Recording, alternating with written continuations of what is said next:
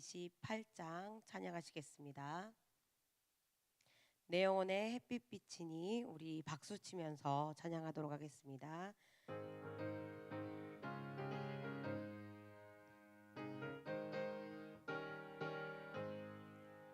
내 영혼에 햇빛 비치니 주 영광 찬란해.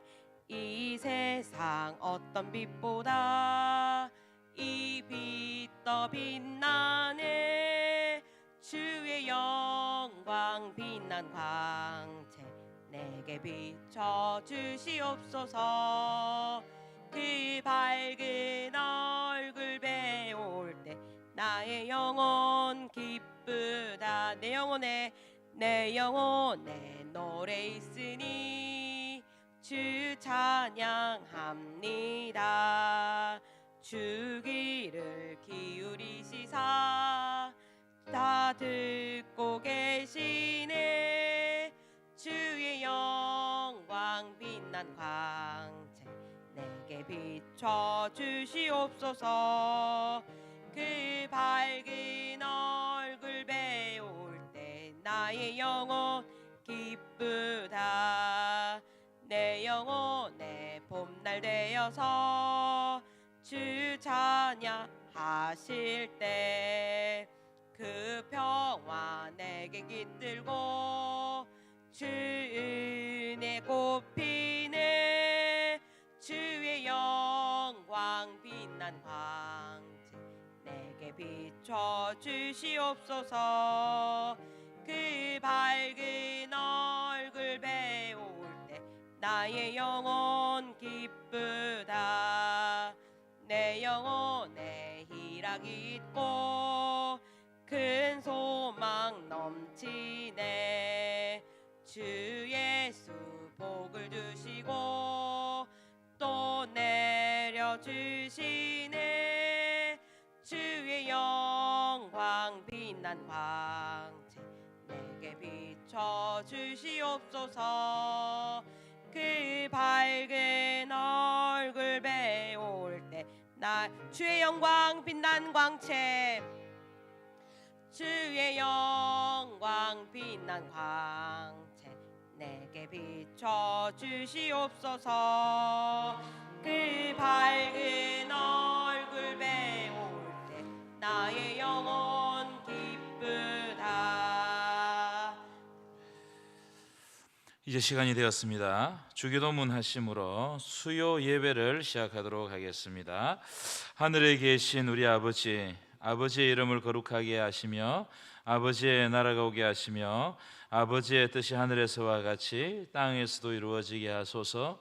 오늘 우리에게 일용할 양식을 주시고 우리가 우리에게 잘못한 사람을 용서하여 준 것 같이 우리 죄를 용서하여 주시고 우리를 시험에 빠지지 않게 하시고 악에서 구하소서.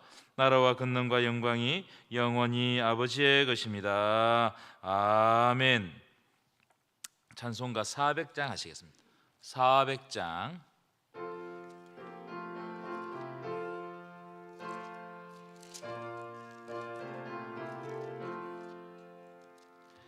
험한 시험물 속에서 나를 건져주시고 노한 풍랑 지나도록 나를 건져주소서. 주여 나를 돌보시사 고이 품어주시고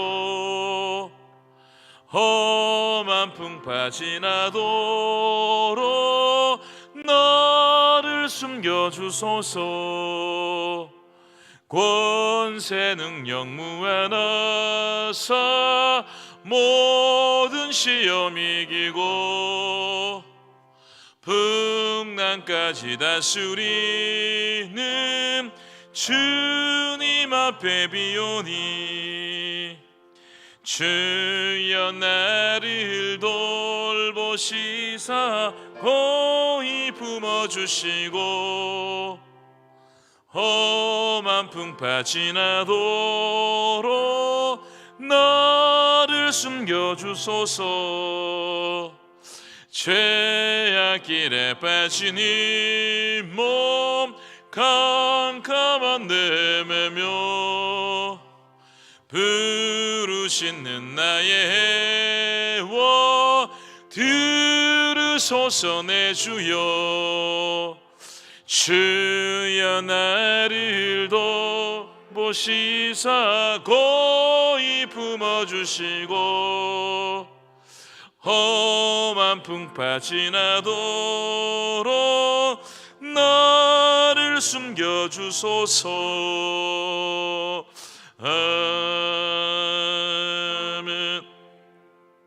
이 시간에 정영구 집사님 기도해 주시겠습니다.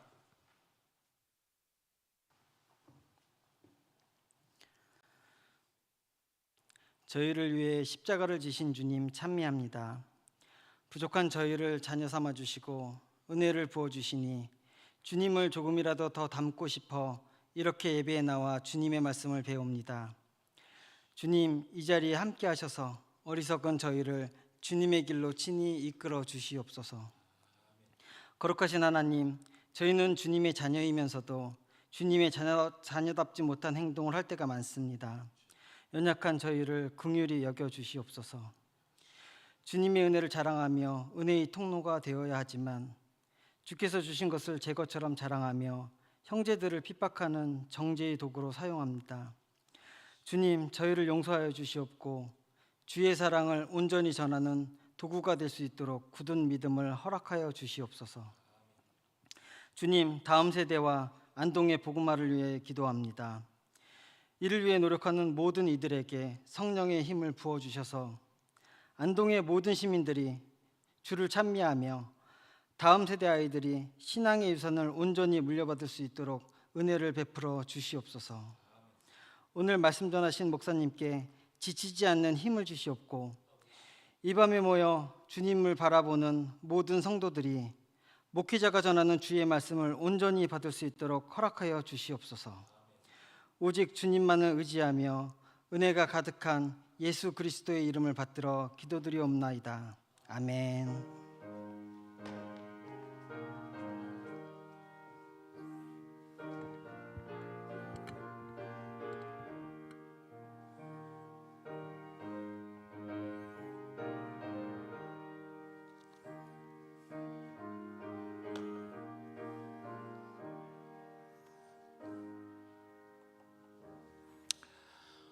오늘 하나님께서 우리들에게 주시는 말씀은 갈라디아서 6장입니다. 갈라디아서 6장 2절을 읽겠습니다. 14절 읽고 17절 읽겠습니다. 14절 읽고 17절입니다. 309면 갈라디아서 6장 14절 그리고 17절 합독하도록 하겠습니다. 시작. 그러나 내게는 우리 주 예수 그리스도의 십자가 외에 결코 자랑할 것이 없으니 그리스도로 말미암아 세상이 나를 대하여 십자가에 못 박히고 내가 또한 세상을 대하여 그러하니라. 17절 시작. 이후로는 누구든지 나를 괴롭게 하지 말라. 내가 내 몸에 예수의 흔적을 지니고 있노라. 아멘. 할렐루야. 앞뒤 자분들과 인사 나누겠습니다. 축복합니다. 오늘은 복된 시간입니다. 예. 오늘은 갈라디아서 마지막 시간입니다. 9번째 시간으로 이제 마지막 끝내고자 하는데 다음 주에 제가 세미나 가니까 그 다음 주에는 에베소서 어디 한다고요? 에베소서. 원래는 우리가 에스겔 들어가야 되는데 제가 좀 준비를 좀 덜 했어요. 그래서 에베소서 나누고 또 한 군데도 할 수도 있어요. 준비하면서 보도록 하겠습니다. 자, 지난 시간 말씀이 기억나십니까? 지난 시간에 뭘 했죠? 딱 생각나는 거. 네? 자유에 대해서 했고 그거는 그 전 시간에 한 걸 내가 설명한 겁니다. 성령의 열매 여러분 생각나시나요? 예. 성령의 열매. 여러분 예수 믿는 것은 그냥 믿습니다 하고 끝나는 게 아니에요. 그러면 얼마나 좋겠습니까? 그렇죠? 그런 분들이 많죠. 주일날 와서 믿습니다 하고 그리고 끝마치는 분들이 많습니다. 그런데 만약 주여 오늘 이 시간에 와가지고 믿습니다 하고 끝난다면 그건 종교 생활 하는 거예요.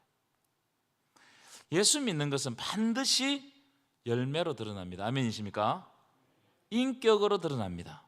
예수 믿는 것이 어떻게 드러난다고요? 삶의 열매, 인격으로 드러나야 진짜 예수 믿는 거예요. 진짜 예수 믿는 거. 그러니까 예수 믿는 것은 예수 믿습니다부터 입의 고백부터 시작하는 게 아니고 이 출발하는 겁니다. 출발하고 난 다음에 어떻게 된다고요? 그 입의 고백이 내 삶으로 드러날 때 진짜 예수 믿는 거예요. 이게 예수 믿는 것. 그래서 지난 시간에 성령의 열매가 중요하다 그런 말씀 드렸죠? 성령의 9가지 열매 간단하게 다루었는데 여러분 외우시나요? 이런 건 요절로 외워야 돼요. 외운다 하면은 저를 안 쳐다보더라고. 한번 해볼까요? 시작. 사랑과 희락과 화평과 오래 참음과 자비와 양성과 충성과 온유와 절제. 아셨어요? 다음 시간 제가 꼭 물어보겠습니다. 또 이러면 또 안 올까 싶어서 걱정돼요. 안 쳐다보고 안 오고 막 숨고 막 이런. 다행히 우리 교회는 기둥이 없습니다. 기둥 있는 교회에 가면 기둥 뒤에 소복하게 앉아 있어요. 자, 그래서 마지막에 사랑과 희락과 화평과 오래 참음과 자비와 양성과 충성과 온유와 절제 다음에 딱 사도 바울이 딱 하는 말이 있어요. 이 같은 것을 금지할 법이 있느니라 없느니라? 없다는 거예요. 이것이 교회만 통하는 게 아니고 어디에서도 통한단 말이에요? 사회에서도 통한단 말이에요. 열매로 드러나기 때문에 이건 이 같은 윤리를 금지할 법이 없어요. 그래서 다시 말하면 예수 믿는 사람들의 삶은 믿지 않는 사람들과 다른 방식으로 살아야 돼요. 삶의 태도가 달라야 된단 말이에요. 저는 태도에 대해서 굉장히 강조를 많이 합니다.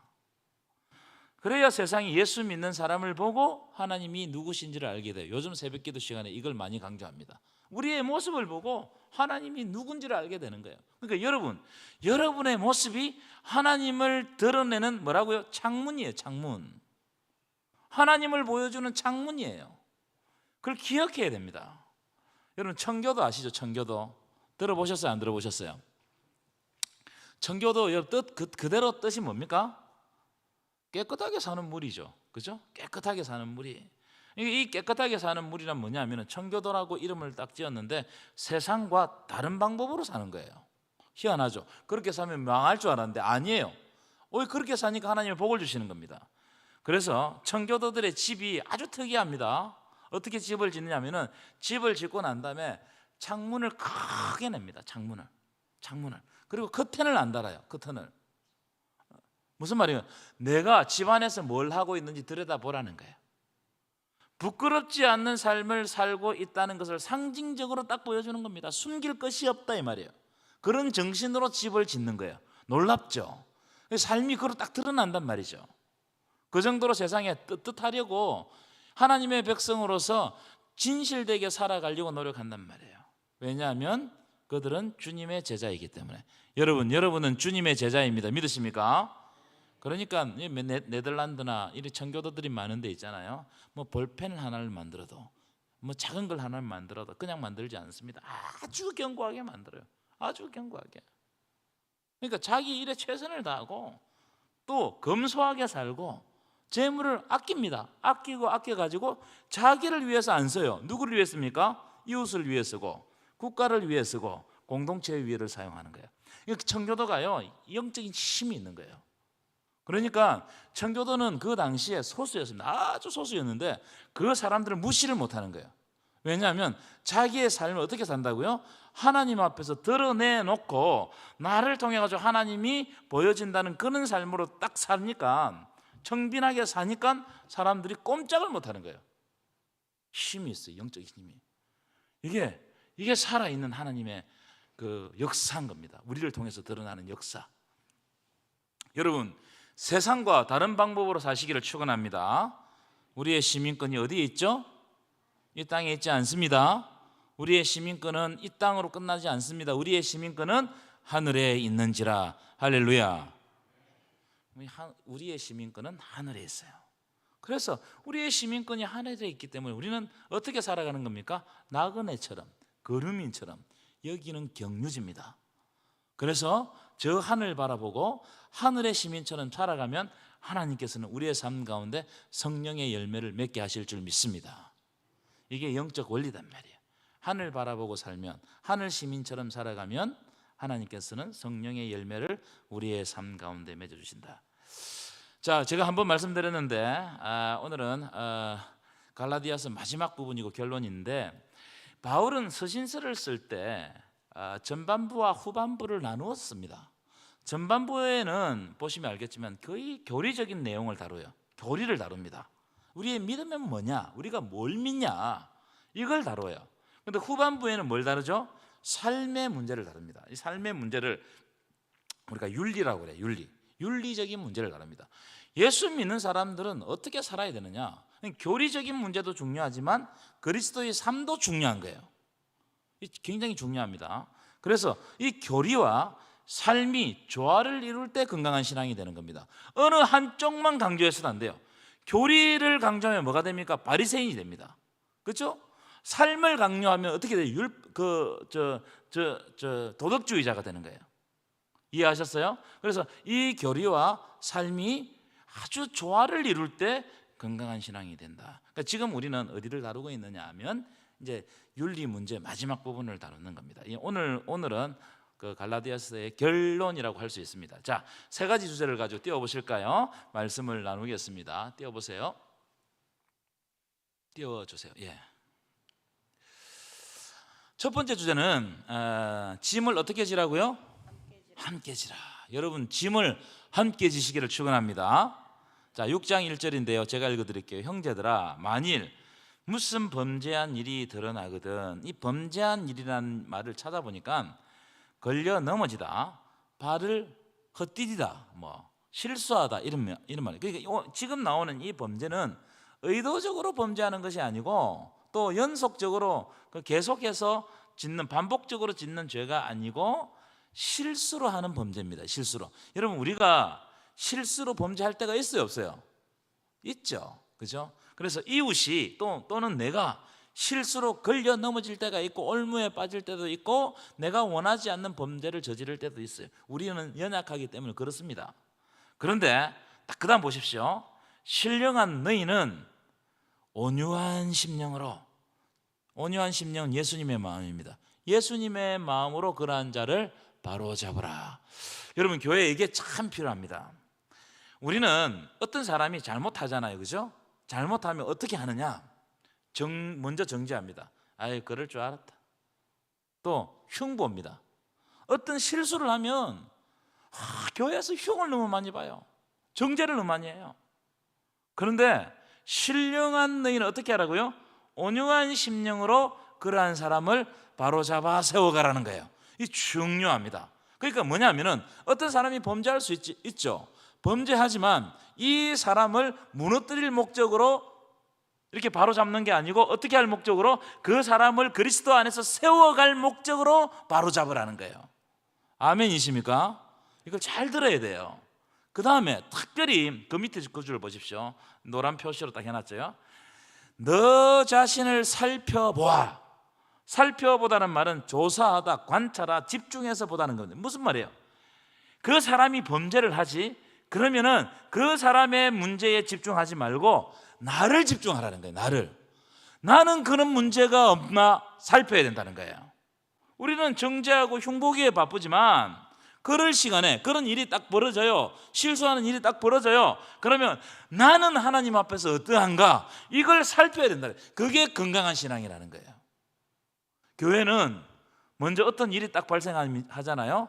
남을 향해서 손가락이 가는 게 아니고 자기를 향해서 말씀의 거울로 비춰야 돼요. 그래야 내가 건강하게 되는 거예요.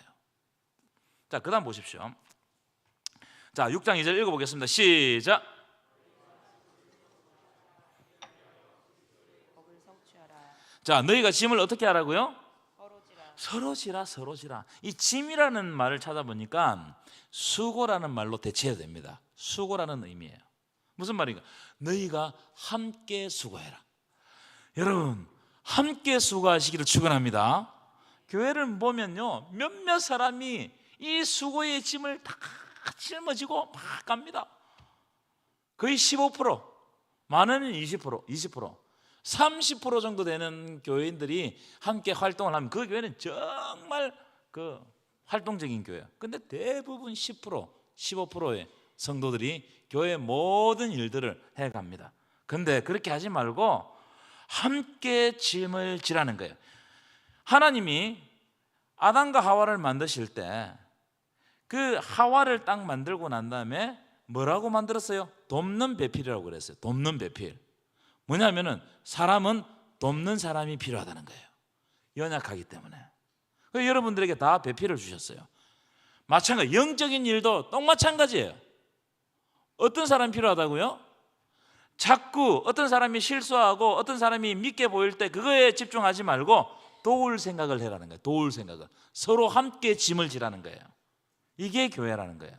그리고 함께 수고하고 함께 땀을 흘리라는 거예요. 그리하여 누구의 법을 성취하라? 그리스도의 법을 성취하라. 여러분, 그리스도의 법이 뭡니까? 그리스도의 법이 뭐예요? 사랑의 법이죠. 너희가 서로 사랑하라. 예수님께서 새 계명을 너희에게 주느니 너희는 서로 사랑하라. 이 사랑의 법이면 사랑의 법. 그러니까 무슨 말이냐? 교회는 함께 짐을 짊어지면서 그리스도의 사랑을 회복하는 거예요. 여러분, 주님의 일을 여러분들이 하잖아요. 그럼 뭐가 드러나요? 결론적으로 뭐가 드러나야 된다고요? 사랑이 드러나야 돼요. 이 중요합니다. 내가 주의 일을 하고 있는데 그리스도의 법을 성취하지 않고 사랑의 법이 드러나지 않냐면 그는 그 일 자체 아무 의미가 없는 거예요. 사회에서도 똑같이 일할 수 있어요. 교회는 일 잘하는 사람이 인정받는 게 아닙니다. 그리스도의 법이 성취되는 사람이 인정받는 거예요. 아멘이십니까? 여러분, 우리가 주님의 일을 하면 할수록 내가 영광 받아서는 안 돼요. 예수님이 영광 받으셔야 됩니다. 아멘이시죠? 여기에 초점을 맞춰야 된단 말이에요.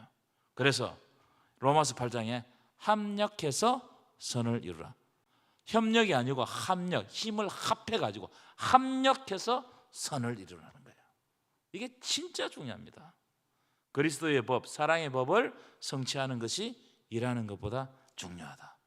여러분, 이게 우리가 분명히 해야 돼. 이걸 어떤 사람은 내가 일 잘하기 때문에 못하는 사람이나 게으른 사람이나 이런 사람을 어떻게 한다고요? 막 그렇게 해요. 여러분, 더 많이 사랑받은 사람이 더 많이 하는 거예요.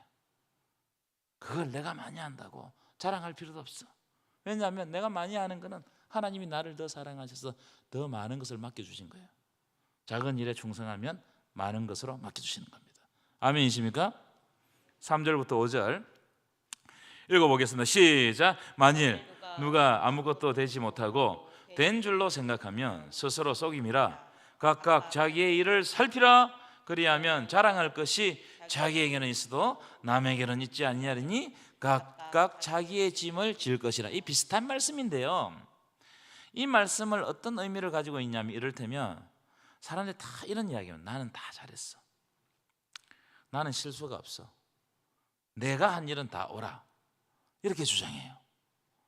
그런 사람들이 많습니다. 특히 중직자들, 내가 한 건 틀림이 없어, 그럴 수 있죠. 그런데 사도 바울은 뭐라고 이야기하냐면은 이런 말이나 이런 행동, 이런 생각을 가지는 것은 하나님 앞에서 자신을 속임이라. 된 줄로 생각하면 스스로 속임이라. 깜짝 놀랐습니다. 된 줄로 생각하면, 내가 다 옳다고 생각하면 이건 나를 하나님 앞에 속이는 행위라, 이 말이에요. 그래서 사도 바울이 뭐라고 이야기해요? 각자 자기를 살피라는, 자기를 먼저 살피라는 거예요. 살피다는 말은 증명하다는 것이거든요. 하나님 앞에서 자기를 증명해야 돼. 하나님 앞에서. 여러분, 하나님 앞에서 여러분 증명하면 여러분 부끄러움이 있습니까, 없습니까? 난 너무나 부끄러워요. 야, 내가 하나님께서 이 제단에 세워주셨는데 나는 진짜 최선을 다하고 있는가? 그렇지 않은 것 같아. 솔직하게 깨놓고 이야기해가지고 하나님 앞에서 나를 증명하려고 하니까 너무 부끄러워요. 그러니까 내가 다 잘했다, 내가 한 건 다 옳다, 이는 바리새인들이 하는 생각이고 하나님 앞에 증명할 수도 없어요. 하나님 앞에 자기를 속임이라. 된 줄로 생각하면 스스로 속임이라. 여러분, 비판은 다 할 수 있어요. 어디 가든지 어디 사회는 비판이 다 있습니다. 근데 대안 없는 비판은 공허해요. 공허합니다. 아무리 좋은 말로 비판하면 뭐합니까? 너는 사람들이 너는 어떻게 할 건데? 사도 바울이 그래서 뭐라고 하냐? 먼저 자기 짐을 먼저 지라는 거예요. 자기 짐, 하나님께서 맡겨주신 그 짐을 겸손하게 감당해 가라. 이것이 중요하다는 거예요. 그래서 내가 먼저 내 짐을 지고 그 다음에 동력자들의 짐을 함께 지고 사람들에게 자랑하고자 하는 마음을 딱 내려놓고 주님께 인정받기 위해서 섬기라는 거예요. 코람데오 따라합시다. 코람데오. 누구한테 인정받아야 된다고요? 하나님 앞에 인정받아야 된다는 거예요. 우리는 거꾸로 돼 있어요. 하나님 앞에 인정받든지 안 받든지 하나님 뭐 음성도 안 들리고 보이지도 않으니까 그냥 사람들이 내무시하면 난리가 나는 거예요. 내가 이렇게 했는데 안 알아주면 난리가 나는 거예요. 코람데오 정신이 아니에요. 이거 하나님 앞에 섬기라니까. 하나님 앞에서 하나님 앞에 인정받으라는 거예요. 여러분, 우리는 우리의 상금은 우리의 이 땅에 쌓는 것이 아니잖아요. 어디에 쌓습니까? 하늘에 쌓는 거예요. 하늘에 쌓는. 제가 몇 번 말씀드리지만 공력이 불탈 때 하나님 그 공력, 우리가 자랑하는 그 공력들을 다 불러 태워버려요. 근데 은과 금 다 타버려요. 없어져 버립니다. 그럼 뭘 해야 돼요? 하나님께서 기뻐하시는 걸 해라 이 말이에요. 하나님 앞에 쌓아라. 여러분, 넓은 품을 가지시고 하나님 앞에서 공력을 쌓아 가시기를 축원합니다. 중요해요.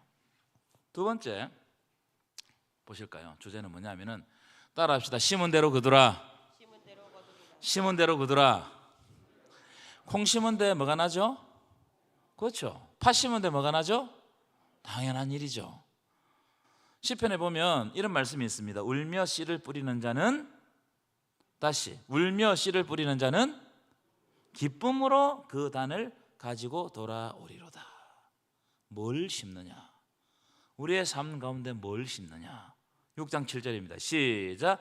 스스로 속이지 말라. 하나님은 업신여김을 받지 아니하시나니 사람이 무엇으로 심든지 그대로 거두리라. 아멘이십니까? 여러분, 사람은 참 간사해요. 어떤 간사면이 있냐면은 대부분의 사람들은 대충 심어놓고 좋은 열매 거두기를 원합니다. 다 그런 마음이 있어요. 저도 좀 설교 대충 하고도 올라오면 좀 잘했으면 좋겠어. 저도 그런 마음이 있거든요. 왜 그런 마음이 없겠습니까? 사도 바울은 이 행위를 어떻게 해석하느냐? 하나님을 업신여기는 거라는 거예요. 업신여기라는 거예요. 그래서 스스로 속이지 말라는 겁니다. 여러분, 사랑으로 심으면 무슨 열매가 맺죠? 사랑의 열매가 맺어요. 이거 아셔야 됩니다. 예수님이 목숨으로 우리를 위해서 심으니까 생명의 열매가 우리 가운데 풍성하게 넘치는 거예요. 영원한 생명을 우리에게 주시는 거예요. 생명을 심었으니까 생명이 열리는 거예요. 여러분은 무엇으로 심고 있습니까? 여러분은 진짜 여러분 삶 가운데 뭘 심고 있어요? 여러분, 우리는요 좋지 않은 것을 잘도 심어요. 시기를 심고 미움을 심고 분노를 심고.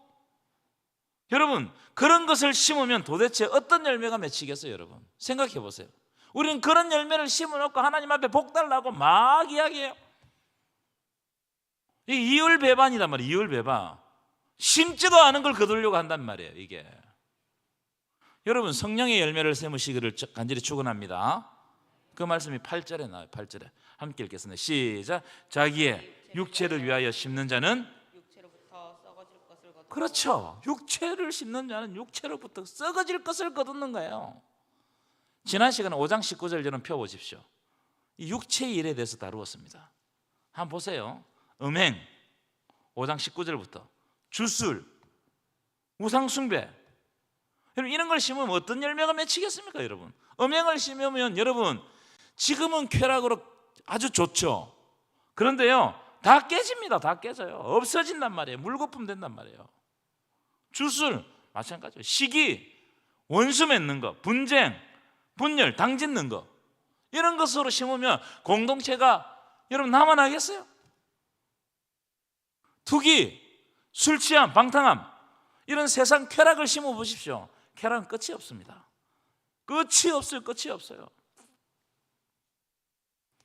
그래서 사도 바울이 딱 마지막에 뭐라고 이야기하냐면 이런 자들은 하나님 나라를 유업으로 받지 못할 것이요. 여러분, 이 말씀을 경고의 말씀을 들어야 돼요. 나는 뭘 심고 있는가 도대체? 심은 대로 거둔다고 그랬는데 내가 지금 뭘 심고 있는가? 그 다음 보십시오. 성령을 위하여 심는 자는 뭘 거둔다고요? 성령으로부터 영생을 거둔다는 거예요. 아멘이십니까? 성령을 위해 심으라는 거예요. 열매를 보면 그 사람을 압니다. 여러분, 여러분의 입술의 열매는 어떤 열매를 심고 있습니까? 어떤 열매를 심고 있어요, 여러분? 오늘 어떤 열매를 심으셨어요? 여러분의 행실의 열매는 어떤 열매를 심으셨습니까? 또 여러분은 어떤 열매를 따고 있습니까? 예수님이 열매를 보면 그 사람을 알아요. 열매를 보면. 그러니까 내가 어떤 열매를 맺고 있는가, 이건 굉장히 중요한 문제예요. 자, 6장 9절부터 굉장히 중요한데요, 아주 중요한 말씀입니다. 자, 우리가 선을 행하되 뭘 하지 말라고요? 낙심하지 말라요. 여러분, 왜 낙심하지 말라고 합니까? 우리가 선을 행하는데 우리가 아름다운 것을 심어야 되잖아요. 성령의 열매를 심어야 돼요. 이런 것을 심는데 낙심하지 말지니 왜 낙심하지 말라고 이야기하는 거예요? 주의 이름으로 성령으로 행하고 성령으로 심으면 낙심할 상황이 너무 많이 생겨요. 여러분, 교회에 와서 또 여러분들이 속한 곳에서 아름다운 것으로 성령으로 이런 것들을 한번 심어 보십시오. 여러분들을 낙심하게 하는 조건들이 너무나 많이 일어나요. 열심히 하려고 하는데 나를 꺾는 것들이 많단 말이에요. 그렇습니까? 안 그렇습니까? 많아요. 진짜 많아요. 내가 하나님 앞에 선한 마음을 품고 선을 행해 보겠다고 결단하고 기도하고 했는데, 아니, 나를 가만두면 내가 잘할 텐데 나를 꺾어버리는 것들이 너무나 많은 거예요. 쉽게 낙심할 수밖에 없는 요소들이 많다는 말이에요. 여러분, 쉽게 낙심하면 하나님의 의를 이룰 수가 없습니다. 이걸 기억하셔야 돼요. 하나님의 의는, 따라합시다, 고난을 통해서 이루어진다. 하나님의 의는 뭘 통해서 이루어진다고요? 고난을 통해서 이루어진다. 하나님의 의는 고난을 통해서. 여러분, 고난 없는 의는 없습니다. 내가 선한 마음을 품고 가면요, 반드시 고난이 옵니다. 십자가 없는 부활은 없어요. 우리는 부활의 영광만 막 따라가려고 그러죠. 아니에요. 십자가가 없는 부활은 아무 의미가 없어요. 십자가가 있기 때문에 우리 죄가 사해지고 부활의 영광이 우리에게 오는 겁니다. 아멘이십니까? 이게 복음이잖아요, 복음. 우리가 믿는 복음의 구조가 그렇단 말이에요. 그래서 고난이 있더라도 포기하지 않냐면 하나님의 때가 이르면 거두게 되리라. 아멘이십니까? 여러분, 이걸 기억해야 돼요.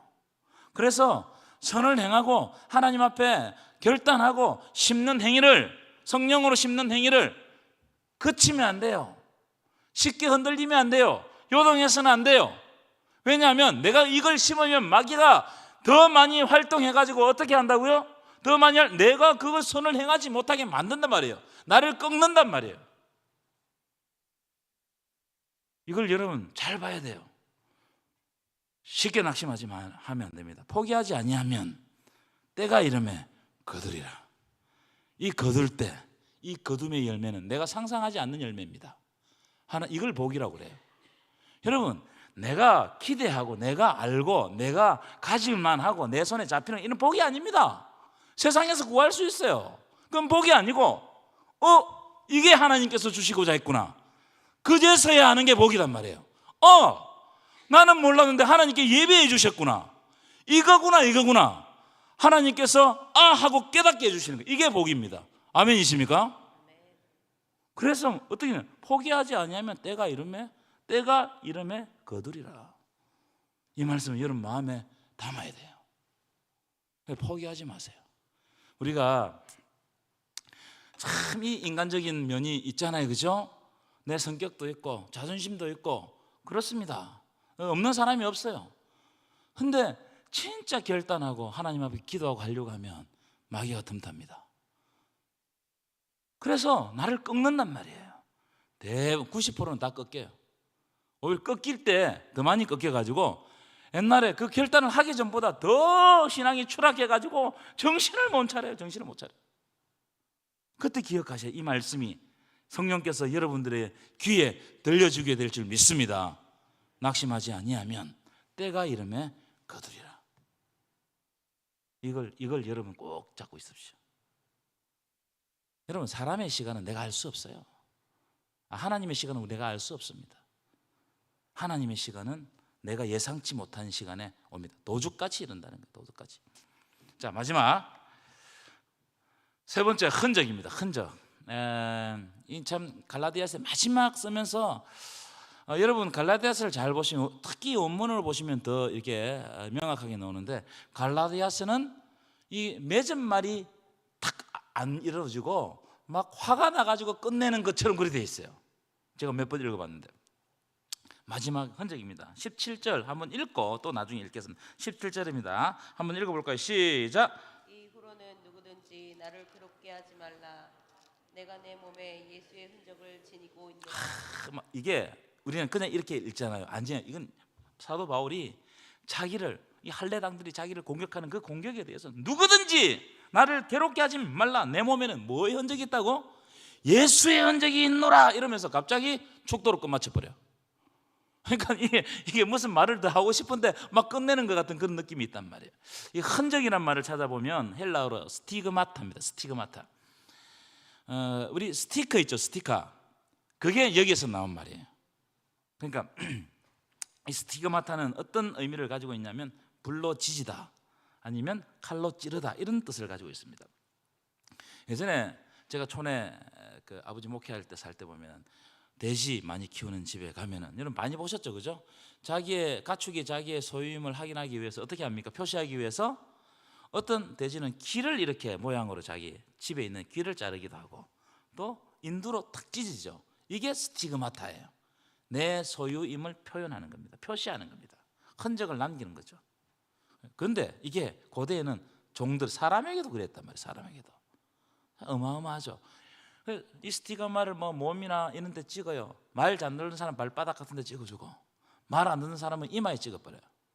근데 이마에 찍어버리면, 뭐 볼 같은 데 찍어버리면 도망을 못 가는 거 아니에요? 근데 이 사람이 다른 주인에 팔려가잖아요. 그럼 그걸 어떻게 할까요? 불로 또 치죠. 그걸 없애고 또 다른 데 찍습니다. 이게 여러분, 이게 아주 인간적으로는 모멸입니다. 모멸. 그런데 뭐라고 이야기하면 나는 내 몸에 예수의 흔적, 스티그마를 가졌다는 거예요. 이거 굉장히 역설적이잖아요. 왜 이런 이야기를 하게 되냐면은, 유대인들은 할례 받은 것을 하나님이 주신 흔적이라고 자랑했습니다. 고대 올림픽 대회가 딱 일어나면 지금처럼 유니폼을 입고 뛰는 게 아니고, 고대 올림픽 대회는 다 발가벗고, 남자들이 다 발가벗고 뛰었습니다. 그러니까 할례 받은 유대인들이 탁 드러나겠죠. 드러난단 말이에요.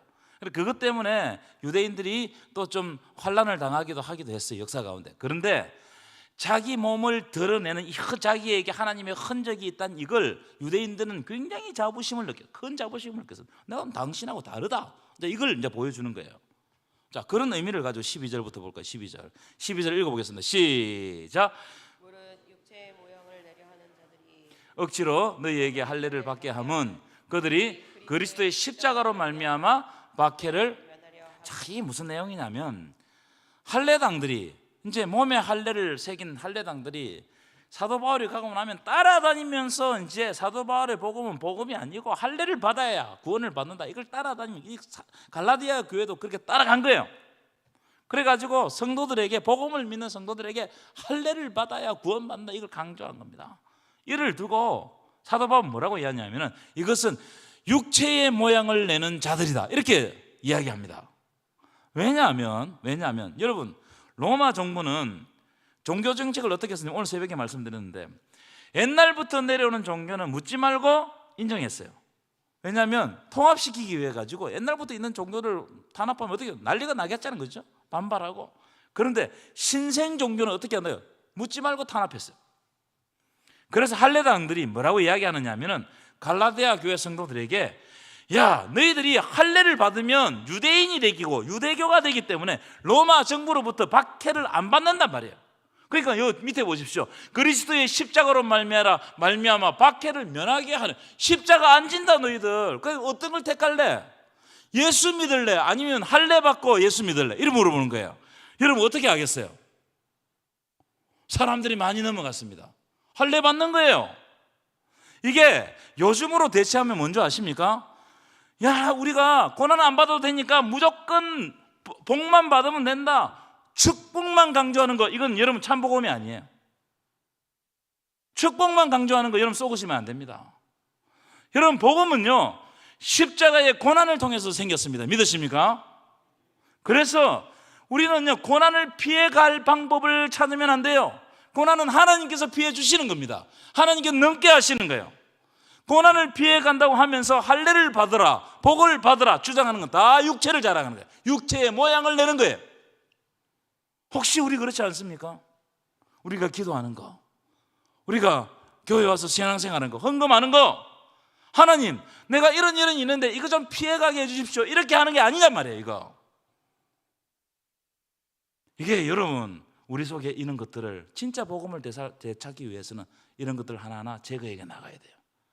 진짜 감사함으로 하세요. 아니면 안 해도 돼요. 그 말씀이 13절 말씀 아니겠습니까? 13절 한번 읽어보겠습니다. 시작. 할례를 받은 그들이라도 스스로 율법을 지키지 아니하고 너희에게는 할례를 받게 하려는 것은 그들이 너희의 육체로 자랑하려. 자기들은 할례를 받으면 다 됐다 이거야. 다 됐다. 예수만 믿으면 복 받는다 이거야. 여러분 이런 건 없어요. 솔직하게 예수 믿으면 고난 받는다. 그런데 생명이 있다. 이렇게 전도해야 돼요. 그런데 거꾸로 이야기하는 거예요. 왜? 너희들이 할례를 받으면 너희의 지금 고난을 받지 않게 된다. 그래서 우리의 전도 방법이 달라져야 돼요. 우리 예수를 믿으면 혹 고난이 있다. 우리 선배들도 고난 많이 받았다. 그런데 생명이 있다. 영생이 있다. 누구도 줄 수 없다. 예수님만이 준다. 다른 길은 없나니. 아멘이십니까? 이걸 딱 이야기해야 돼요. 이게 진짜 복음 아니겠습니까?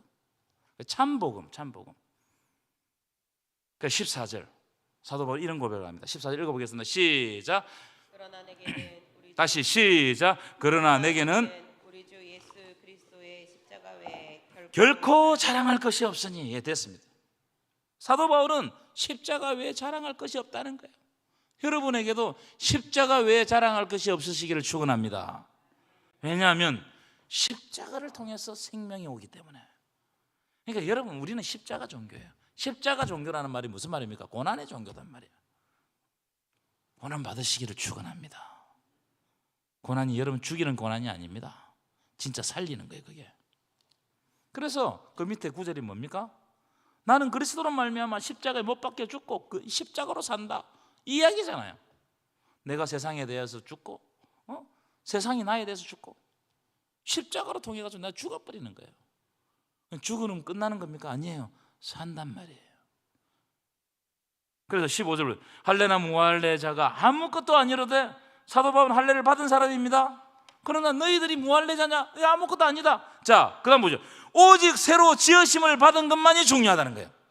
예수님 안에서 새로 지으심을 받는 것, 새로운 은혜를 받고 새로운 말씀을 받고 새로운 결단이 일어나고 나에게 생명이 있음을 알고 어떤 일이 있더라도 흔들리지 않는 이것이 중요하다는 거예요. 아멘이십니까? 여러분 이런 믿음을 가지고 있는 거예요. 얼마나 복이 있는지 모릅니다. 세상에 누가 이걸 가르치겠어요? 17절 마지막입니다. 마지막 17절 시작. 이후로는 누구든지 나를 괴롭게 하지 말라. 내가 내 몸에 아멘이십니까? 여러분들은 예수의 흔적을 가지고 있습니까? 사도 바울은 예수의 흔적이 그의 삶을 지배하는 거예요. 그의 몸에 그의 삶 속에 예수의 흔적이 막 남아있는 거예요. 너무 많은 거예요. 그게 부인할 수가 없어. 예수의 흔적이 남기 때문에. 고린도후서 11장에 보면요, 내가 수고를 넘치도록 하고 옥에 갇히기도 하고 매를 수없이 맞고 여러 번 죽을 뻔하고 유대인에게 40배 한한 감한 매를 5번이나 맞고 3번 태장으로 맞고 1번 돌로 맞고 3번 파선하고 일주일을 바다에 둥둥 떠다녔다는 거예요. 그 다음에 강도의 강의 위험, 동족의 위험, 이방인의 위험, 수많은 위험을 넘겼지만 사도 바울은 예수 안에서 예수를 고백해요. 예수 때문에 사는 거예요. 예수 때문에 다른 세계를 본 거예요. 예수 때문에 하나님 나라를 이어받는 거예요. 이걸 깨달는 순간 내가 예수의 흔적 때문에 예수를 못 따르는 거예요. 여러분에게 이런 예수의 흔적이 있냐 이 말이에요. 내가 예수 믿으면서 상처받고 내가 예수 믿으면서 깨지고 그런데 예수께서 나를 일으켜 주시고 은혜 주시고 간섭하시고 동행하시고 지금도 함께 하시고 그런 게 있냐 이 말이에요. 그런 경험이 있어야 돼요. 그런 경험이 있을 때 흔들리지 않습니다. 세상은요 우리를 흔들려고 합니다. 얼마나 흔들 것이 많은지 몰라요. 물질로 흔들죠. 또 시각적으로 흔들죠. 문화로 흔들죠. 뭐 흔들 것이 너무나 많습니다. 우리가 유혹되기 시작하면요 넘어질 방법들이 너무나 많아요. 여러분 가만해가지고 오늘부터 한번 유혹 받아볼까 한번 보면요 나가면 천지빛깔입니다. 그런데 예수의 흔적이 있으면 그때마다 기억이 나는 거예요. 그렇지, 그때 예수께서 나를 만졌지. 그렇지, 내 위험 가운데 하나님 은혜 붙잡고 내가 일어섰지. 여러분 이게 나를 새롭게 하는 겁니다. 그래서 우리는 하나님 안에서 새롭게 지으심을 받은 거예요. 얼마나 놀라운 존재인지 모릅니다. 그러니까 세상과 아까 앞에서 말씀드렸죠. 세상과 다른 삶을 사는 거예요. 세상 사람이 다 그렇게 살아가도 나는 어떻게 산다고요? 예수 고백하고 사는 겁니다. 좀 세상에서는 가난하고 고난이 있더라도 나는 나의 시민권은 천국에 하늘에 있는지라. 그래 이 세상을 어떻게 산다고요? 하나님과 동행하면서 나그네처럼 살아도 전혀 슬프지 않은 거예요.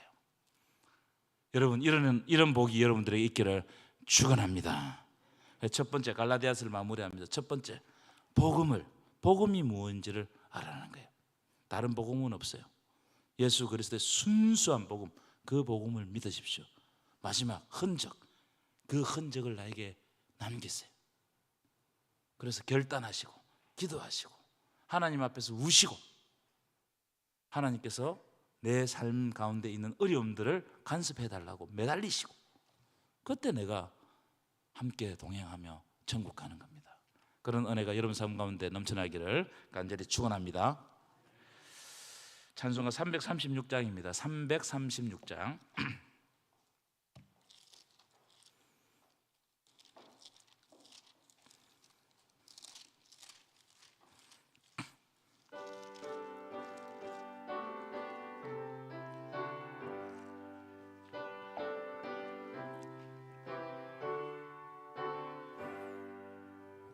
환난과 핍박 중에도 성도는 신앙 지켰네. 이 신앙 생각할 때에 기쁨이 충만하도다. 성도의 신앙 따라서 죽도록 충성하겠네. 옥중에 매인 성도나 양심 자유 얻었네. 우리도 고난 받으면 죽어도 영광 되도다. 성도의 신앙 따라서 죽도록 충성하겠네. 성도의 신앙 본받아 원수도 사랑하겠네. 인자한 언어 행실로 이 신앙 전파리라. 성도의 신앙 따라서 죽도록 충성하겠네. 아멘.